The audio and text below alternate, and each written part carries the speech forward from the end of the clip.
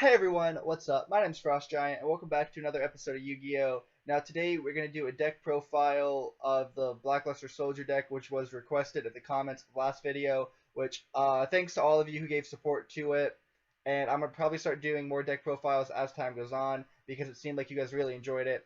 So let's get right into it, and like I said last episode, this is my own custom deck. I've seen several variations of it, but this is my own interpretation of the deck and how I like using it.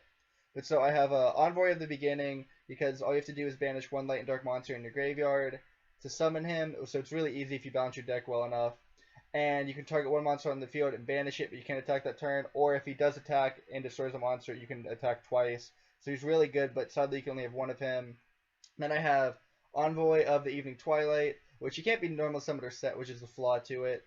And you have to have equal number of light and dark monsters in your graveyard, but again, if you balance your deck properly and use it right, then he should be able to get on the field, but I only have one of him just for that reason, because he's hard to get on the field.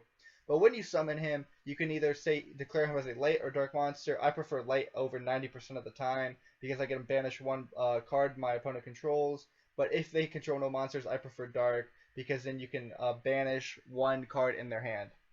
And then I have Sacred Soldier, and pretty much I can target one of my banished light or dark monsters and bring it back to my hand, and one card my opponent has on the field, and I can banish that card my opponent controls. So I really like having him in my deck, but again, I only have one of him just because he's so high of a level. So I only kind of keep one of him. Then I've got two Galloping Guide of the Fierce Knights, because I can normal summon him without tributing, except his attack goes to 1900, which still is not bad if you think about it, compared to the 2300, which it currently is. Then I've got Awakened Guide of the Fierce Knight, where if my opponent controls more monsters than I do, I can normal summon it without tributing. So I'd prefer to summon without tributing, which is pretty much almost what all these guys do. I don't really have to tribute for any of them.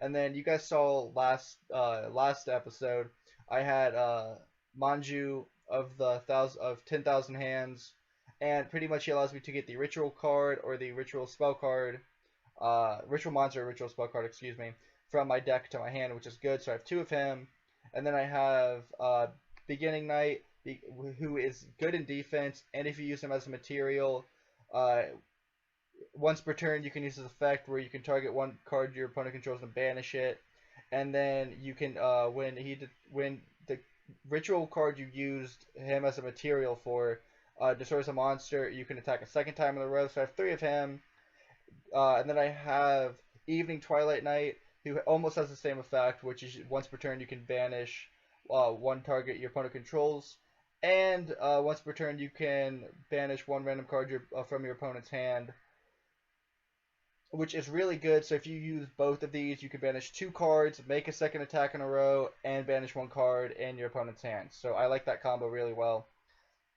And then you have the Super Soldier Soul, which pretty much all you have to do is get rid of one Blackluster Soldier card from your hand, and it gains 3,000 attack, and its name becomes Blackluster Soldier, but it only does that once per turn, and after you use it, its attack goes back down to 0. So I have two of him, because if I do have to get rid of cards, such as either of these, or even my rituals, it's still there. And then I have three Blackluster Soldier Super Soldiers, just because when he destroys a monster, inflict damage equal to the monster's original attack. So I really like that. So I have three of him, and some people are probably wondering, why don't you have the original Blackluster Soldier? It's just because it's even harder to get on the field to draw his ritual. Like, I have three of these ritual cards, which technically I could use for the other Blackluster Soldier, but by removing the other ritual card for it, and the other Blackluster Soldier to begin with, I could add more cards to my deck. So I mainly focus on these three cards alone. Then I have Raigeki, just to destroy my opponent's monsters. Super Soldier Ritual, just allowing me to get to ritual summon any Blackluster Soldier card, but again, I'm only going to focus on the Super Soldier. Hand Destruction, specifically because I have Chaos Field, and what I like about it is because anytime when Chaos Field's activated, anytime a monster goes from my field to my graveyard, or my hand to my graveyard, you get a counter to it. And when you have three counters, you can add one ritual card from your deck to your hand. so it's really good. So yeah, and then I have a Spell Shouting Arrow. That's mainly in case I go up against like a Pendulum or someone uses a lot of field spells. I just get rid of them. Void Trap Hole, you guys, I'm pretty sure you guys saw last episode. Anything with 2,000 attack or more is gone. Bottomless Trap Hole, anything with 1,500 attack or more is banished. Mirror Force, and then I have Super Soldier Rebirth, where I can target one Blackluster soldier I control and one in my hand. And I can pretty much send the one I control to my graveyard and special summon the other one to my hand, which is good if I want to get like either Envoy of the Evening Twilight or Sacred Soldier on the field. If I just want to like swap one of those out, it works. Then I have the Breakthrough skill, specifically to negate my opponent's effects if something happens. And then I have Super Soldier Shield, in which a spell trap is activated, I can negate it.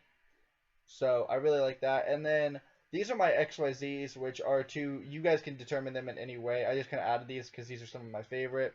Like Castel, the Sky Blaster, Musketeer, just to return monsters to my opponent's hand.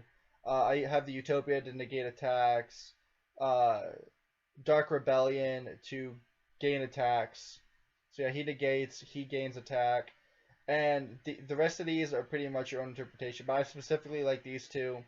But yeah, these are just other cards I have. So it's for your own interpretation. So I hope you guys have enjoyed this. I'm going to test out this deck real quick, so bear with me.